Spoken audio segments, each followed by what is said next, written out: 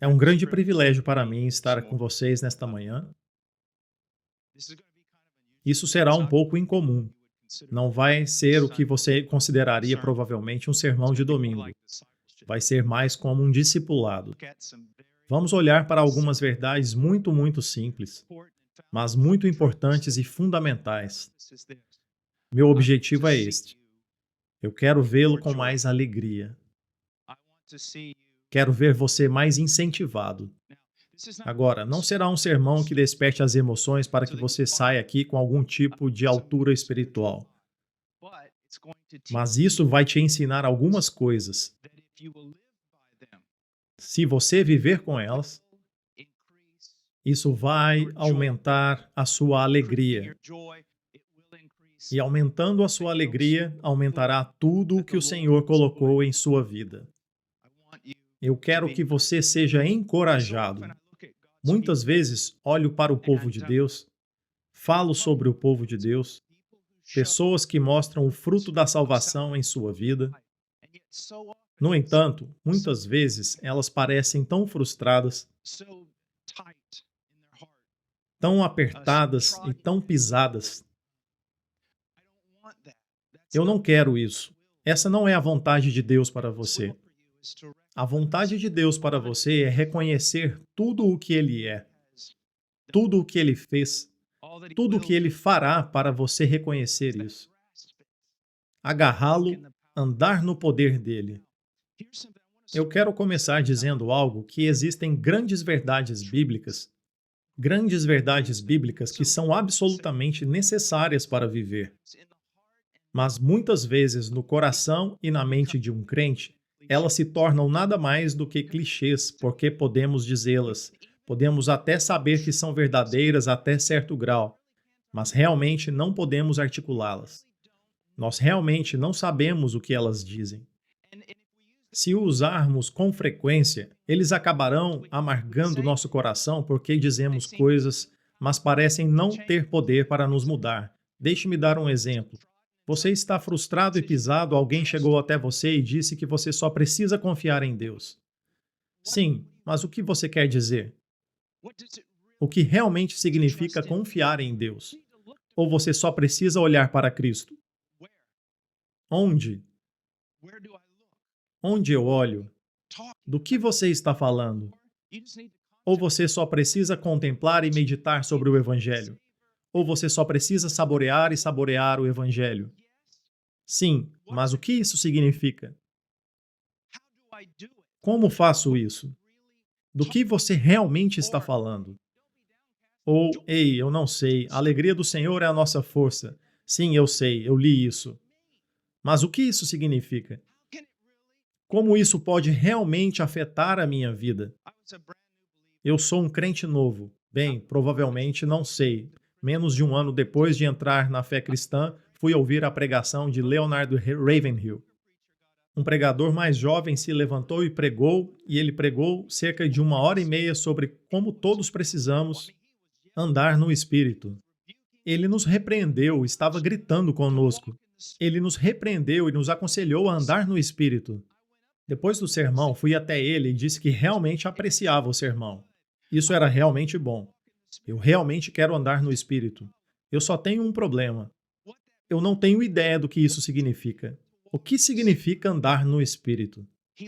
Ele olhou para mim, ficou muito sério e depois começou a me dizer basicamente: Mas eu tenho muita sorte. Havia um crente mais velho, um estudante universitário, mas tem muitos anos mais na fé. Eu acho que eles eram um sênior, estavam atrás de mim, colocaram a mão no meu ombro e me empurraram para fora. Ele caminhou até o pregador e disse: Pregador, você não respondeu à pergunta dele. Você não disse a ele como andar no Espírito. Você não nos disse como fazer isso no sermão. Você não está dizendo a ele como fazer isso agora. Você sabe o que significa andar no Espírito? Você quer arruinar muitos bons sermãos? Levante a mão e pergunte sobre o que eles estão falando. A questão é que ouvimos todas essas grandes verdades, mas às vezes elas apenas giram em nossas cabeças. Elas giram em nossa cabeça. Todos vocês sabem que existe uma coisa chamada teologia sistemática, certo? Bem, por que é chamado teologia sistemática? Porque é a teologia que é apresentada de maneira sistemática. Por que isso é necessário agora? Porque eu e você, na nossa mente, usamos categorias. Nós pensamos que você sabe que esta é uma realidade e esta é uma realidade, portanto, isso. Da mesma forma, às vezes, estudamos as Escrituras. Como posso tomar todas essas verdades que estão girando e realmente colocá-las em uma categoria para poder realmente fazer algo com elas? Agora, quero lhe dar uma declaração que escrevi na minha mente por volta das 3 da manhã do dia de ação de graças, porque não consegui dormir.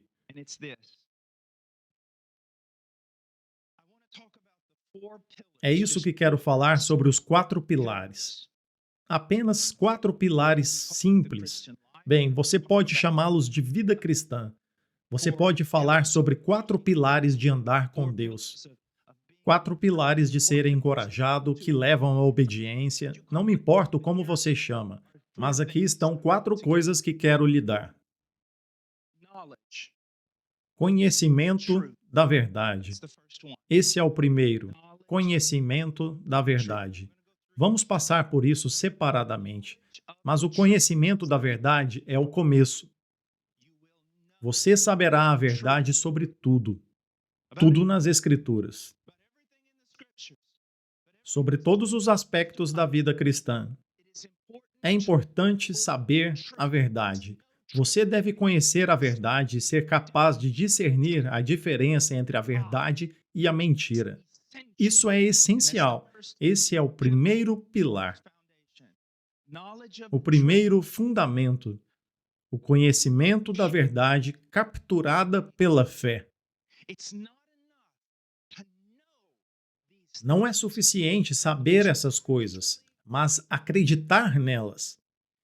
De modo que, embora sejam invisíveis, ainda são maiores. Eles podem se tornar realidade ainda maiores dos que a se veem. Então, é o conhecimento da verdade. E então você acredita nessa verdade, em vez de acreditar em mentiras. Conhecimento da verdade. Fé no que é verdadeiro. Acredite no que é verdadeiro. E tudo na vida cristã levará à alegria. Quanto mais você conhece a verdade sobre quem Deus é, sobre aquilo que Deus decretou, sobre tudo o que Deus fez, o que Deus fará. E cada um deles posso finalizar dizendo com você, você. Quanto mais você entende e acredita, maior sua alegria. Sua alegria. Eu não posso nem sequer enfatizar a importância da alegria. Eu penso que este é o fato que energiza a vida cristã. A alegria. E o último pilar é a obediência. Agora, eu vou falar sobre isso mais tarde, mas quero que você perceba algo. A alegria vem antes da obediência, não depois. Se você não entender isso, você realmente ficará encrencado todos os dias. A alegria não é o resultado da obediência. A alegria é o resultado do que Deus fez. Então agora sua alegria está fixada em uma fonte fixa e estável. Quando sua alegria é baseada em seu desempenho, será uma vida de altos e baixos. Altos e baixos como o mar furioso, com uma dupla mente, mutável e em contínua mudança. Você percebe isso? Agora, nós vamos olhar cada um deles. Vamos olhar esses pilares, cada um desses pilares, há 4. Outra vez, conhecimento da verdade, fé na verdade, que leva à alegria, que leva à obediência. Primeiro, vamos lá, conhecimento. Conhecimento do quê? Então eu quero que você use isso como um padrão, assim como eu uso para ler as Escrituras. Quando eu leio as Escrituras, o que eu estou buscando primeiramente? Bem, diversificando um pouco, isso é exatamente o que eu busco primeiro nas Escrituras. Quem é Deus? Quem é Deus? É a pergunta número um quando eu leio qualquer passagem das Escrituras. O que ela me diz sobre Deus? O que a passagem diz para mim, não somente sobre Deus, mas o que de Deus para mim.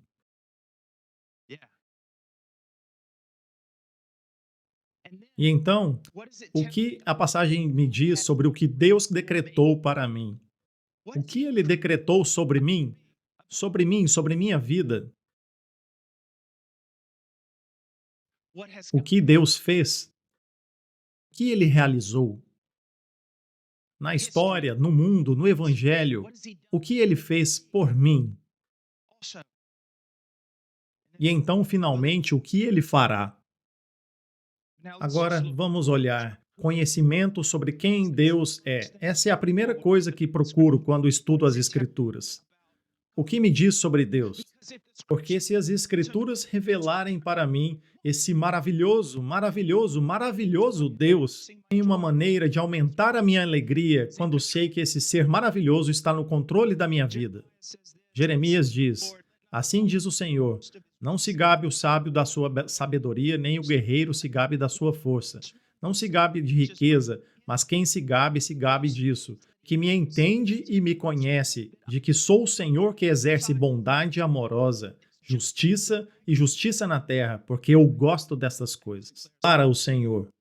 Santos, eu falei o suficiente para que você saiba que muitas vezes, quando você estuda os atributos de Deus, isso não é um incentivo para você, porque você está estudando os atributos de Deus sem fazer isso à luz do Evangelho. Então, quando você ouvir que Deus é santo, santo, santo, então você se encolhe, porque olha no espelho, reconhece que eu não sou tão santo. Então, em vez disso te levar a hinos de louvor, e você escreve uma música como essa: O Senhor é santo e eu sou um verme. E você acaba fazendo coisas como essa. Então, você vê que a santidade é algo que te dá medo. Por quê? Porque você vê a realidade do seu pecado, mas não está olhando para a santidade do Evangelho, porque o Senhor é maravilhoso e este Deus nunca pecará contra mim. Ele nunca será comum, ele nunca será profano. Este Deus que é por mim, ele é santo. Então você ouviu falar da justiça, ele faz tudo de maneira correta, ele não está em nada errado.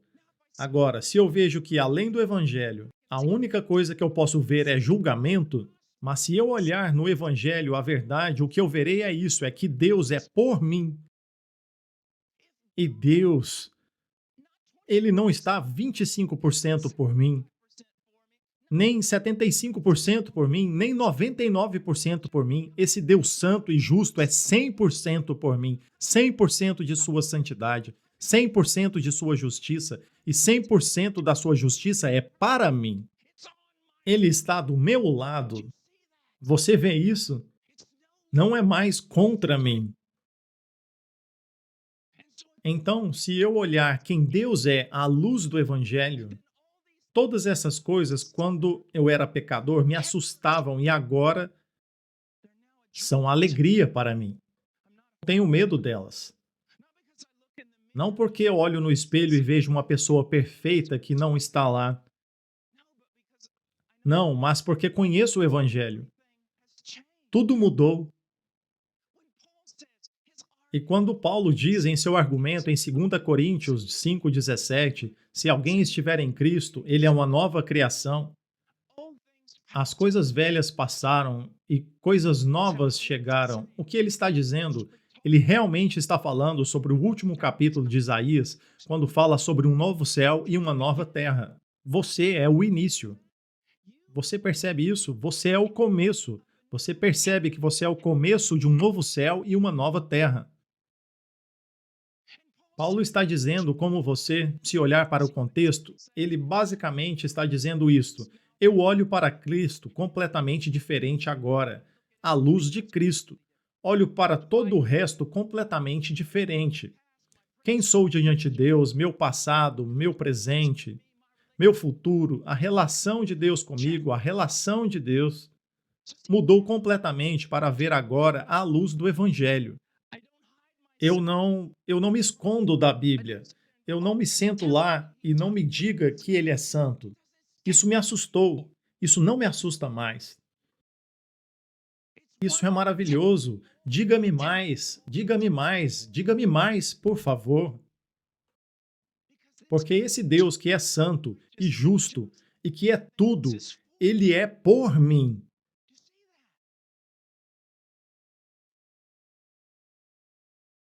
Ok, as pessoas da Geórgia dizem amém. Ele é por mim.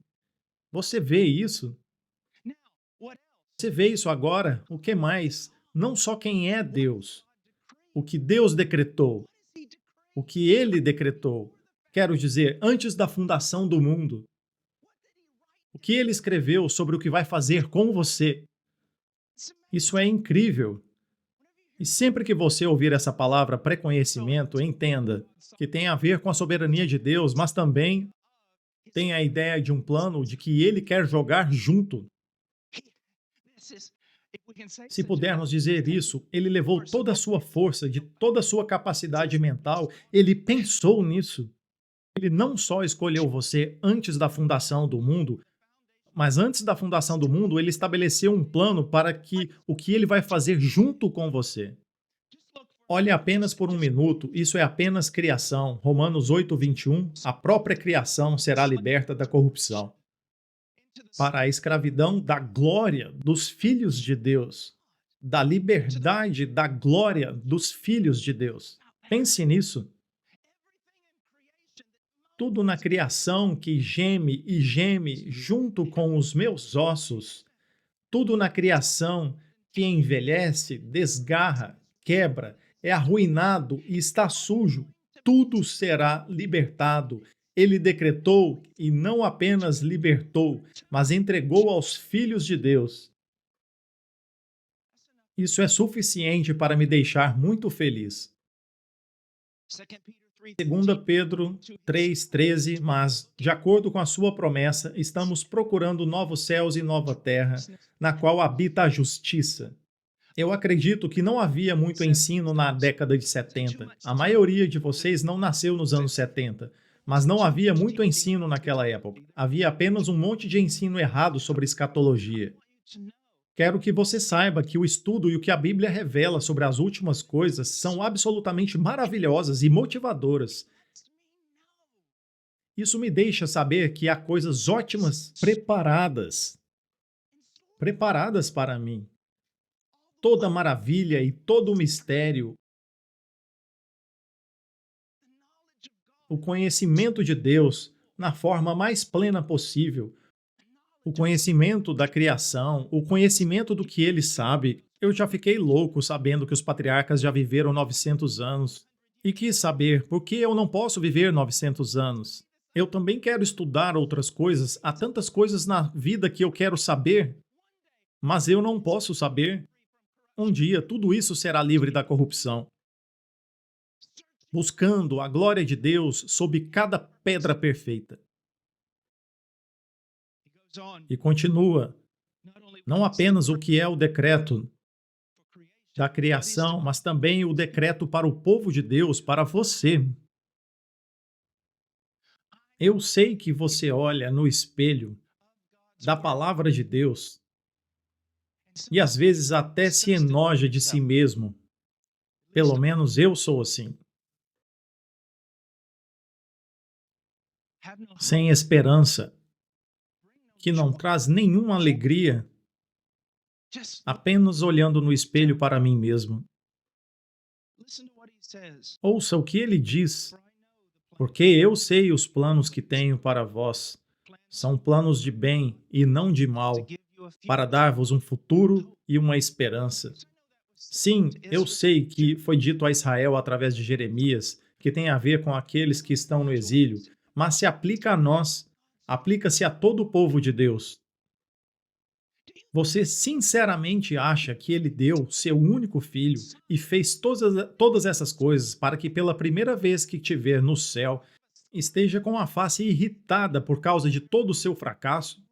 Ele realmente fez tudo isso para poder fazer isso mais tarde?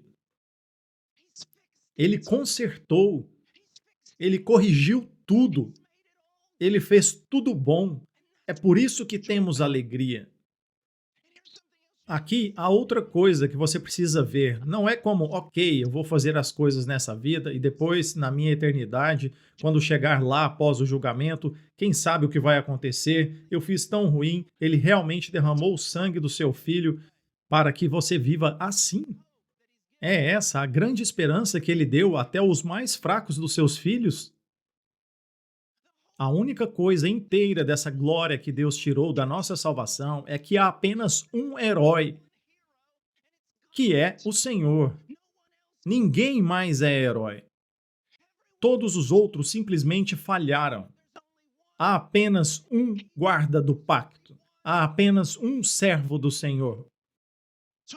Quando testemunhas de Jeová vieram visitar a minha casa, eu disse: vocês não são testemunhas, porque ele só tem uma testemunha, e não é você, é o filho dele. Como eu mostro algumas vezes, sempre que eu estou em uma discussão literária e aponto que a diferença entre Tolkien e C.S. Lewis e as Crônicas de Nárnia e O Senhor dos Anéis, e no Senhor dos Anéis há todos os tipos de heróis. Nas Crônicas de Nárnia, todos falham toda vez e tudo está bagunçado. Então Aslan aparece. Isso é cristianismo. É o que ele decretou. Você vê toda a ideia dele recebendo glória, e ele pega alguém como você era, alguém como eu fui, rejeitado, reprovado, errado. Ele pega tudo isso e, através dele mesmo, ele torna glorioso. Você é um receptor. Se houver uma coisa que será escrita em nossas testas durante toda a eternidade, será receptor da graça, da graça. Então olhamos o que ele é, quem ele é e o que ele decretou. Nós olhamos para o que ele fez. Por que lemos o Antigo Testamento? Para ver o que ele fez na história. Escute o que o Paulo diz em Romanos 15, porque tudo que foi escrito nos tempos anteriores foi escrito para a nossa instrução, para que, através da perseverança e do encorajamento das Escrituras, podemos ter esperança. Quando muitas pessoas, quando leem as Escrituras, só pensam nos seus fracassos. Eles devem sair pensando? Sim, mas Deus é um Salvador maior. Ele provou isso toda vez, toda vez, toda vez. Ele nunca falhou. Portanto, mesmo quando o meu pecado é apontado, embora a tristeza dure por uma manhã, por uma noite, o sol nasce. Porque eu sei quem ele é. Eu sei quem ele é. Você pode, a menos que seja um legalista farisaico, nunca poderá alegrar olhando para o seu próprio reflexo no espelho. A menos que esteja enganado. Você tem alegria de procurar Deus nas Escrituras. Descubra o quão maravilhoso ele é ao longo da história. Veja os grandes pecadores que ele salvou ao longo da história. Martin Lloyd Jones, depois de ler a biografia de 2 volumes de Ian Murray, que eu recomendo a todos os crentes, são livros bem grandes, mas ao menos uma vez na sua vida você tem que ler ao menos 1 ou 2 livros grandes. No final, Martin Lloyd Jones, todos os que o visitaram só tinham uma coisa a dizer: eu sou um grande pecador e Cristo é um grande Salvador. Eu sou um grande pecador e Cristo é um grande Salvador. Agora, se você é um membro da igreja carnal perdido, você se apertará nisso e usará isso como desculpa para pecar. Mas se você for realmente convertido, isso será maravilhoso, porque agora eu tenho alegria ao invés de medo. O que Deus fez na história, o que Deus fez através do Evangelho. Ouça isso em Romanos 8,32. Aquele que não poupou seu próprio filho, mas o entregou por todos nós, como não nos dará livremente também com ele tudo? Ele não poupou o seu filho por você. Ele não poupou o seu filho por você. Por que ele deveria fazer esse depósito? Por que ele deveria pagar tão... Por que ele fez isso? Para que ele possa impedir o favor de você? Para que ele possa fazer você olhar para o quão ruim você é? Para que ele pudesse levar todos vocês ao céu e fazer você se sentir mal porque tudo que você tem é uma pequena cabana em algum lugar dali? Ele fez isso para dar graça em favor do seu povo, para tomar o menor, o mais fraco e o mais estranho de todos os santos e colocá-los acima de serafins. E este é o lugar de onde vem a alegria, por quem ele é, por aquilo que ele decretou e por tudo que ele fez. No Evangelho, na história, no Evangelho, mas também com você. Às vezes, crentes, nós realmente estragamos tudo, porque olhamos para outros crentes e podemos ver que eles realmente têm frutos, eles realmente são crentes. Não reconhecemos como Deus radicalmente os mudou. Que obras de arte eles são comparados ao que eles eram. Escute, Romanos 5:1 deve ser suficiente para nos fazer dançar. Portanto, tendo sido justificados pela fé, temos paz com Deus através do nosso Senhor Jesus Cristo. Paz temporária? Paz dependente de alguma performance? Não. Paz. Paz. A paz de Deus. Paz eterna. Paz imutável. Paz por aliança. Aquele que não mente prometeu paz para você e paz para sempre. Paz agora, paz sempre. Você é justificado. Você foi legalmente declarado justo com ele. Você tem o direito perfeito de permanecer de pé diante dele. Seu corpo glorificado no céu. Você não será mais correto com ele do que agora. E você tem que entrar nisso. Caminhar no invisível. Caminhar na palavra. 2 Coríntios 5:21 fez aquele que não conheceu o pecado para ser pecado em nosso nome, para que nos tornemos justiça de Deus nele. A justiça de Deus. Acredito que foi o irmão Jeff Schauber que disse: "Nem os anjos são santos aos seus olhos." Alguém grave isso. Isso não significa, quando diz que o céu não está limpo, não significa que o céu esteja sujo, nem que o anjo é pecador. O que significa é que, em comparação com a santidade de Deus, e toda a santidade de Deus é inerente a Ele, e toda outra santidade é derivada, que flui dele. Mas aqui você recebeu em Cristo a justiça de Deus. Em 1 João 3:1, veja como grande amor Deus nos amou, para que sejamos chamados filhos de Deus, e assim somos. Eu posso usar o sermão de Jesus no monte aqui, quando chegarmos ao ponto de você ser mal. Lembre-se que Jesus disse que mesmo você sendo mal, pode fazer coisas boas a seus filhos. Mesmo com os meus filhos, qualquer um deles, o menor momento de desobediência. E eu posso dizer isso com boa consciência. No pior momento de sua desobediência, eu morreria por eles uma morte torturante.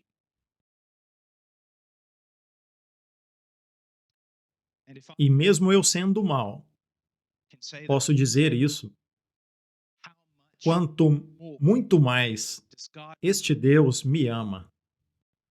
Este Deus te ama. Sabe, Quando o pastor N constantemente nos corrige sobre uma visão inferior de Deus, você quer saber? Aqui tem um problema. Muitos de vocês, quando escutam visões inferiores de Deus, pensam, ele está me dizendo que esse Deus é grande, que esse Deus é justo, que esse Deus é santo. Não, uma visão inferior do amor de Deus. Você percebe que você fala sobre todos os cristãos superficiais e igrejas superficiais e como eles têm uma visão inferior da santidade de Deus? Então te pergunto, você tem uma visão inferior do amor de Deus? Porque se você está andando em condenação como crente, se sua vida é baseada em seu desempenho e sua alegria baseada no que você faz, adivinha o quê? Você tem uma visão inferior do amor de Deus. Você tem uma visão inferior de Deus. Não é apenas a santidade ou a justiça. Então é considerar seu amor. Não! Você não vê se entrou no reino, você finalmente entrou em um mundo difícil de acreditar. Num mundo difícil de acreditar. Seu amor é tão grande e incondicional que às vezes você quer corrigi-lo e até repreendê-lo. Senhor, isso está errado. Neste momento, o Senhor não deveria me amar assim.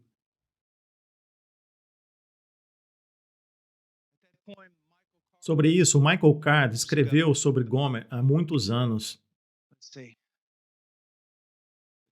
A bondade do Pai, algo assim, a gentileza de um amigo amoroso, um sorriso compreendido, tudo isso e muito mais você gastou em uma prostituta infiel. Eu nunca vi esse amor antes. Oséia, você é um tolo. O amor dele é tão grande. Você é assim, eu sou assim. Não, Senhor, o Senhor sabe o que eu sou. Sim, eu sei. Antes da fundação do mundo.